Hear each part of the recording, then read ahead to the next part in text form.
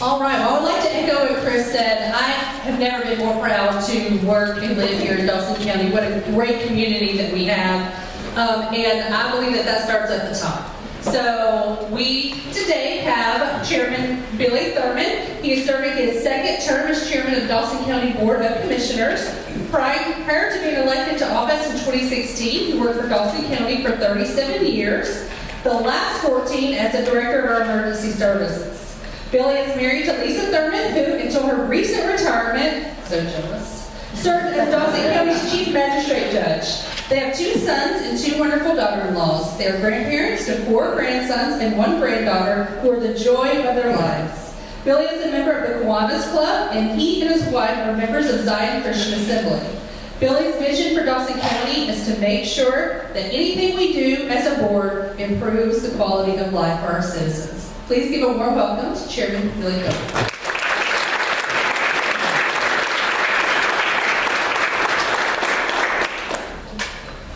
Thank you, Mandy. Thank the Chamber for the invitation. I always enjoy coming to the Chamber with the opportunity to tell you what's going on in Dawson County, and as Chris has already stated, it is the greatest place in the country to live. And so we're proud to be here. I've had the pleasure to live here my entire life and to serve the citizens of this great community, and so we look forward to continuing to do that. Today I wanted to come and tell you a little bit about what's going on in your county so that you have a better idea of the things that go on day to day, plus what Chris and I think Miss Sharon, she's here somewhere, another head back there, some of my fellow board members here, and so anything I can't answer, they will. So, that's always good to have backing. Don't bet on that. All right, let's see if I can work this technology. No. Alright,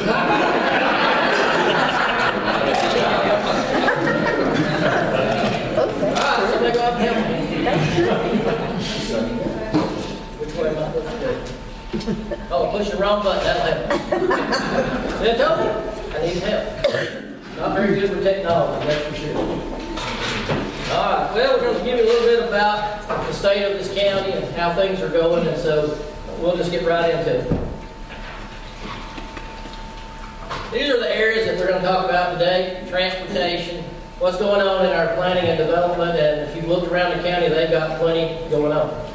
SPLOST 7 projects, with the help of the Chamber, we thank you for your help. We were able to pass SPLOST 7 that gives us a revenue source to keep your property taxes lower, and we're going to talk something about the finances of the county. What are some of the funding options that we look at in reference to being on the board? Some of the current projects that we've got going on, the challenges that we face as a community. You wouldn't believe we had any, but we actually do. And then I'll answer any questions that you may have. We'll start out with the transportation projects. In transportation, we kind of break those down into 3 different categories. We've got federal and state projects that are going on.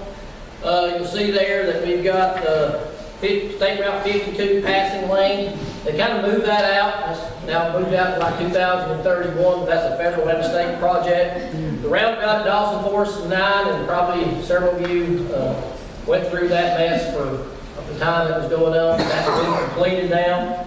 State Route 183 and State Route 136 are both going to see bridge replacements, and that's going to happen this year. So, starting this year, I don't know how long it's going to take, but it's going to start this year. So you'll see that. And we also have some local and state projects that are going on. State Route 53 and Dawson Forest Road, that's supposed to start construction this year. That's going to be a roundabout there, where that intersection is now. State Route 136 and Shoal Creek, another roundabout, that's scheduled to begin in this year as well. If you hadn't figured it out by now, the state is really into roundabouts. They really do like roundabouts. And then obviously we'll have some what we call LMIG road projects, where we get funding from the state to help us with some of our local roads. To get that done last year, I think we did 6 miles. This year we'll probably do approximately about the same thing with that. And then some of our local projects that we're going to be doing just in-house. Luncheon Campground Road at Harry Stosby, there's a roundabout going in there. That should be completed in March of this year. And then a lot of stormwater, culvert rehabilitation. We're going to do some of that on Dan Fowler, Shadow Lane, and Luncheon Campground. For those of you who don't know, our road department, we have graded all of our culverts and roads. They all have a grade. We use that grading system to determine which one of those are going to be replaced. And the worst ones obviously get replaced first, so that's not something that becomes political, that we have to deal with as a board. We go by that system. And so if your road or your culvert don't meet that grade, then you're somewhere down the list. And it's not going to be decided by a commission. It's decided by that grading system. And then we'll do road resurfacing on Nick's Road and Lake Circle when the weather allows us to be able to do so. Planning and development. Well, that's been a busy bunch, for sure. We've added a few people to their staff because of necessity. They needed a few more folks to be able to handle all the things that are coming in the door at their particular office. You see the difference between 2020 and 2021. You'll see that each and every one of those went up, from business license to commercial permits to building permits, single-family residential, and zoning variances. So they had a very busy 2021, and 2022 will not be any different. It'll be extremely busy as well.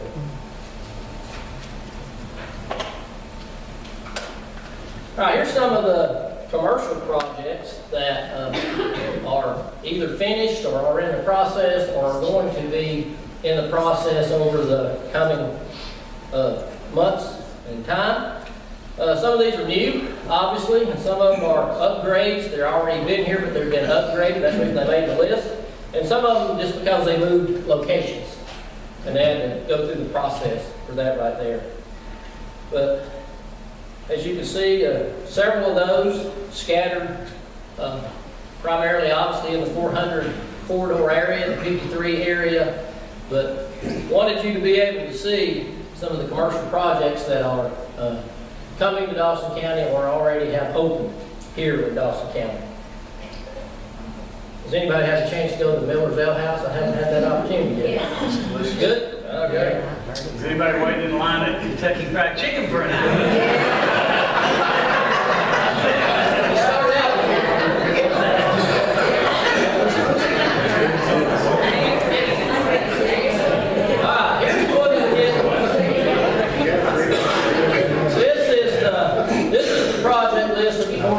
Most flack about when it comes to residential projects, as you well know.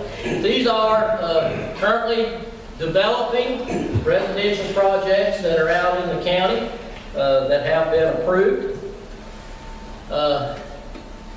And I will read each one of those to you. I'll ask Mandy, if she will, at some point, she can send out the membership a copy of the PowerPoint. That way y'all will have that so that you can read all of this stuff for yourself. But yeah, we have a lot going on, and we continue to see growth. We'll talk a little bit about growth here in just a few minutes, because that's one of the challenges we face, obviously, and how we work to try to handle through that. Here's some more planned projects in reference to commercial and residential. Some of the things that are being worked on right now, and this list kind of surprised me a little bit too when I got it from planning, because most of this I did know, and but some of it I did not. So it was interesting to see, especially on the commercial side. Because it's always, you know, a lot of times the board don't see a commercial project because that's already zoned properly, and so we don't wind up seeing those. We usually see all the residential projects because it requires a rezoning for some of those as well. But some of these have been in play for a long time, like Crystal Falls. That's been going on a long time. The one you see down on the residential, that actually started back in 2002. And so it's just now getting rolling almost 20 years later. These are some of the projects that are going on, some of the growth that we will see over time. Now, when you look at that, you count those up and you go, well, that's a lot of housing, but that's not going to happen overnight. And so it's going to be, over time, as development comes. And I think some of it's probably a little slower now with the price of all the material that's gone up. So some of it's probably slowed down just a little bit. Let's talk a little bit about SPLOST 7. Like I said, the Chamber helped us with that project. The citizens passed that for another 6 years. So that allows us that 1 penny sales tax. It's very interesting that in 6 years, the prior SPLOST 6, in 6 years we collected a little over $51 million off of a penny sales tax in 6 years. We're estimating in SPLOST 7 to collect $60 million. $1 million a year, I mean $10 million a year over every year. And I can tell you that so far, in the 5 months that we have collected SPLOST 7 to date, we are on track. We're over $5 million already in the first 5 months. And so with that, we have a whole list of projects. It's going to be hard for you to see right here, I know, because this is kind of small, because we had one level 2 project, which means you got to collect all that money up first before you do anything else. And that level 2 project is a emergency operations center / new E911 center. So we're working on collecting the money for that. And it also has a new communication system in it as well. That's an $8.5 million project. So we'll be collecting that $8.5 million first as we work towards starting that project and getting that in place and providing a better quality radio system and facility for our E911 as well as our Emergency Operations Center. For those of you who don't know, both of those currently work on the 2nd floor of a building, which in a storm would not be the safest place that you want the people to stay at work to be. So hopefully we'll put them a lot safer. They'll be good once we get this up and done, and they'll have a better system. Our radio system's outdated, old. We're working on that so that our law enforcement and our other public safety personnel, when they're out trying to make communication back, they'll be able to do so.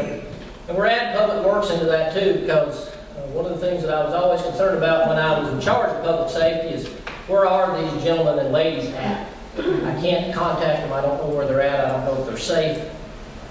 This will allow us to know where they're at all the time and to know that they're safe. And so that's what we want. Got a lot of projects on this. We've got some IT projects. We got some other public safety equipment needs, sheriff's office projects, public works. Obviously, we'll be doing some more road projects like we did in SPLOST 6. We're looking to build a new health department, a new public health department.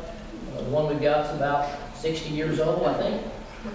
So they need more space, and the last couple of years they've really needed more space. And so they're excited about that, and we're excited that we're going to be able to do that. But we're working in conjunction with the state on that as well, hoping that they're going to give us some money to help make that an even better project, because obviously the health department is a state-county joint function.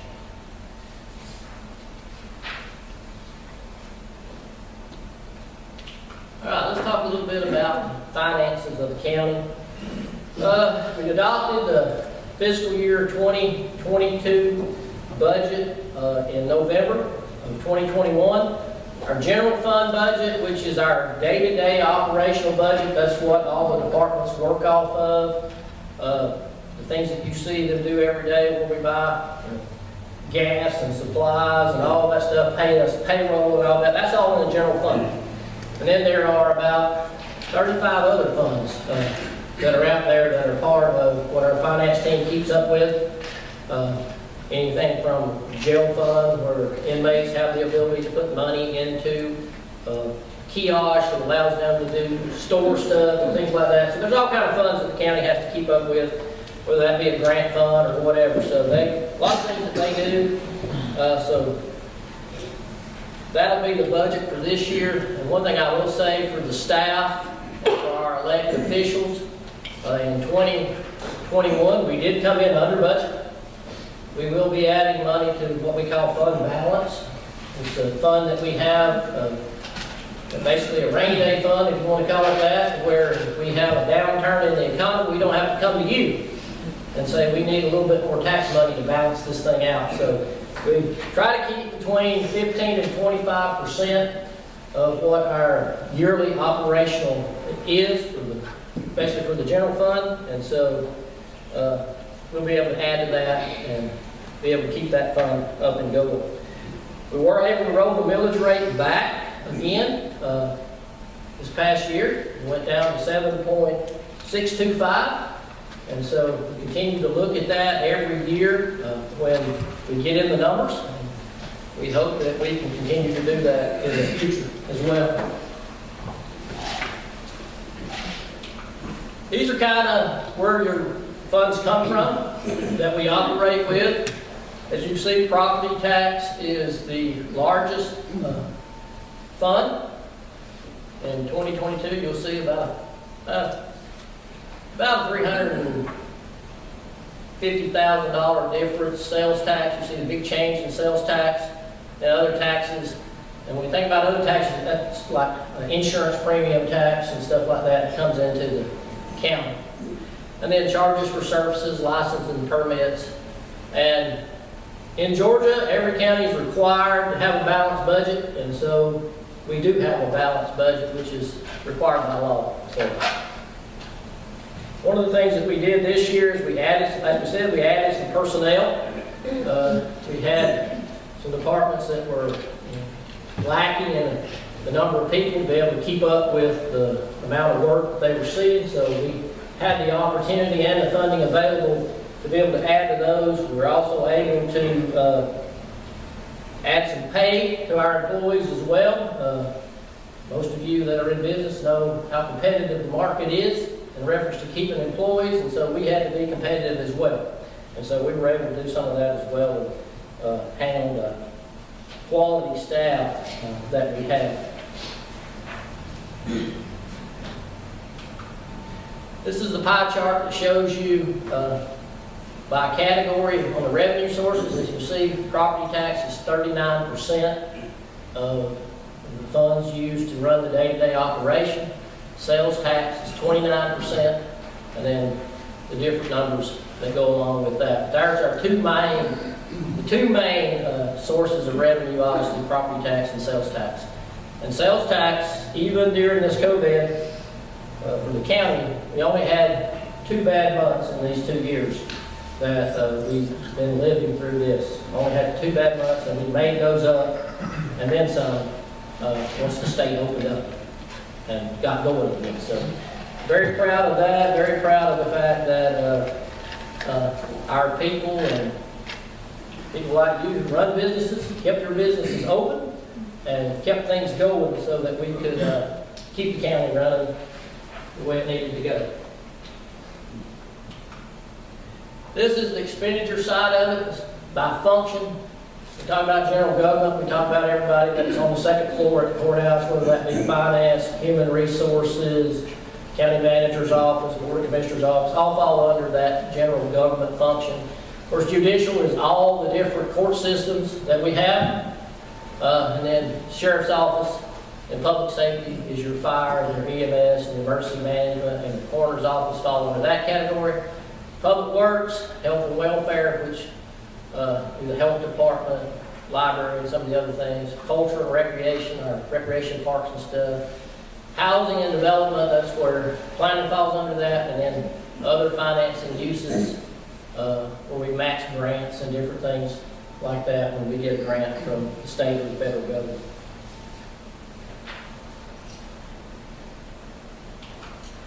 This is just a chart that shows you the percentages on the expenditure allocation. As you can see, public safety is primarily the most expensive thing you pay for. Sheriff's office and all our other public safety agencies, that's where a large sum of the money goes into those 2 agencies.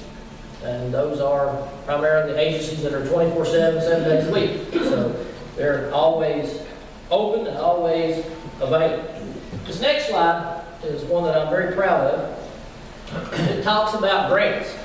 And one of the things we talked about as a commission years ago when I first came on board was there's grant money out there, let's get our fair share. Let's get our fair share of that grant money because they're going to give it to somebody. So let's let them give some of that to our fine town of Dawson County here. And as you can see, we've been awarded $2,392,000 at a cost of $732,000 that we had to match. That's pretty good. That's making good use of your taxpayer dollar because everything that's in that is something we would have had to pay for. So we've got grants to do, as you can see, basically 3 to 1. So great thing about that right there.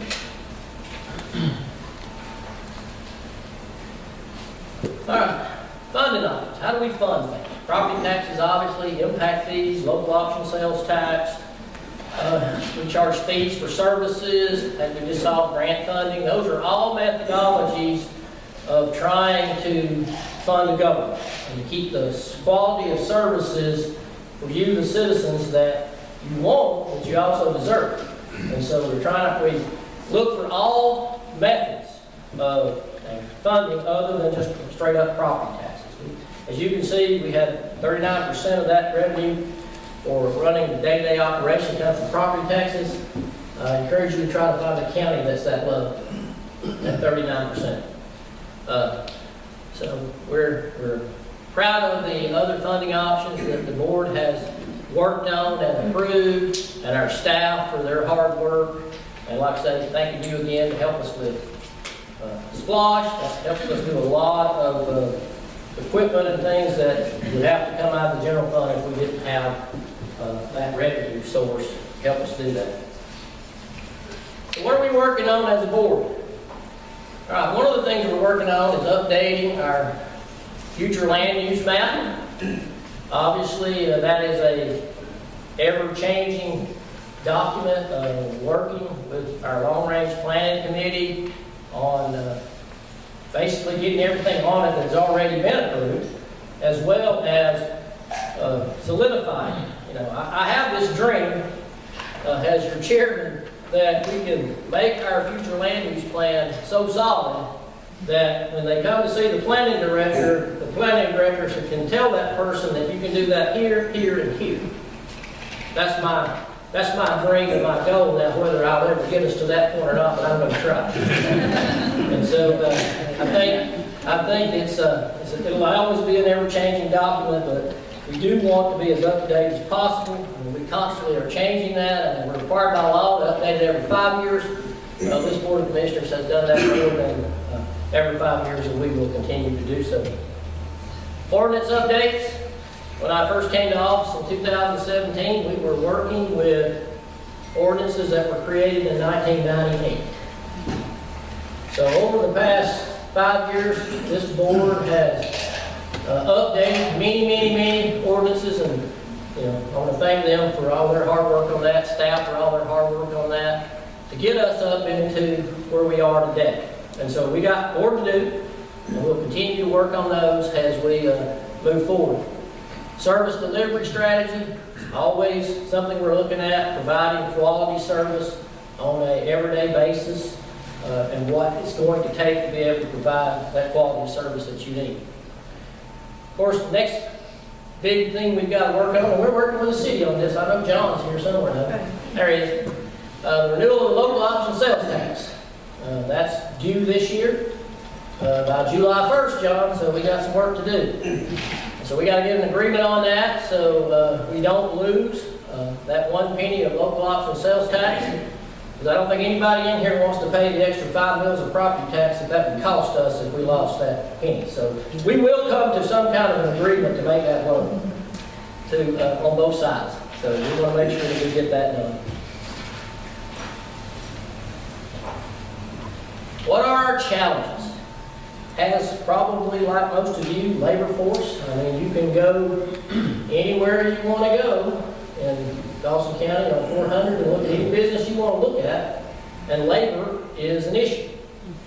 So we're working you know, we're working hard in the county to keep our labor force, as all businesses, I'm sure, are working just as hard to keep their labor force as well. So that affects all of us. And we're all affected if we don't have the personnel that we need to make it go.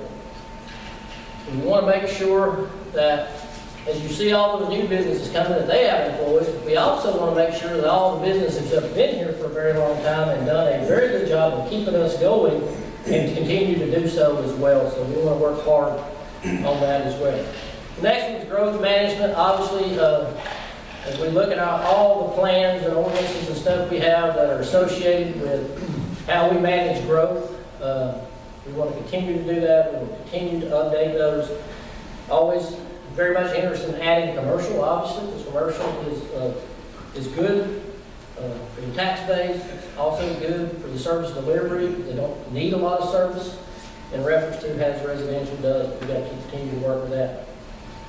And one other thing, just a little quick note here in reference to the 2020 census. If you hadn't broke down into that and looked at the 2020 census since it came out, Dawson County went from 22,330 to 26,798. That's 4,468 new citizens since 2010. So over a 10-year period, you know, that's about 446 people a year if you want to break it down to year by the year. So we are growing. Some people would probably say we're growing faster than that, but that's what the numbers show us at the time. And so we continue to work to manage growth so that it doesn't overwhelm the services that we have.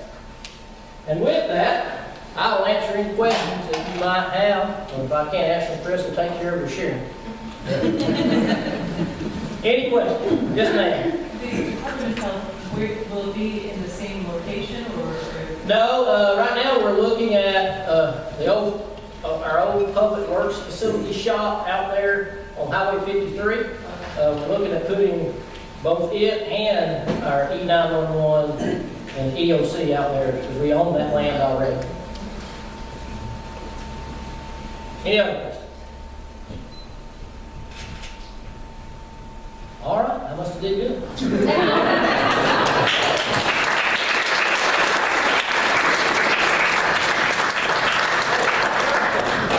I forgot one thing. Hold on. I did put on your table again. It's the 2021 accomplishments by each department as well as their 2022 goals. And I want to thank Laura, who I see back here, for putting that together for us. Her office does that for us on an annual basis. That's some good reading for you to see what the people that you pay are actually doing. And so take the time, when you have time to read that, have that home with you. We wanted you to be able to see what each one of the departments are actually doing. All right. And on behalf of the chamber, thank you. We want to give you a little, these are the coolest, a new addition to our arsenal. It is our Dawson County, Dawsonville cup, silly cup, and some treats, so we really appreciate you. My grandkids will appreciate that. You really That's the thing, everything is to the kids. If you do work for Dawson County in collaboration with elected official Dawson County, you'll please stand so everyone can see you. Reluctantly, come on.